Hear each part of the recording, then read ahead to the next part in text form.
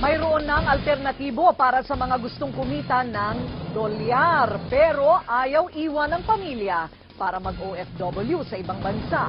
Nauuso na kasi ngayon ang tinatawag na online jobs o yung mga trabahong ang gamit lamang ay internet at computer sa bahay. Nagpapatrol, TJ Manoto.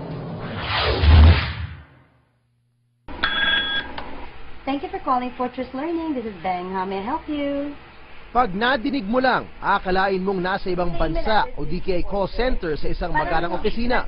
Pero dito lang sa kanyang bahay nagtatrabaho si Beng Senon bilang isang online worker.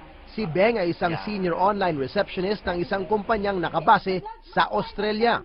Maganda raw ang kita rito, bukod pa sa karagdagang benepisyo. Kahit nakapambahay ako, pwede ako magtrabaho. So, yun yung yung sweldo ko, nakukuha ko na buo. Si Justine, writer mula sa Cagayan de Oro. Nagugustuhan naman ang De Oras o di kaya The Project ang swelduan na US dollars pa. There are projects where I paid per hour. There are also projects where I'm paid per project.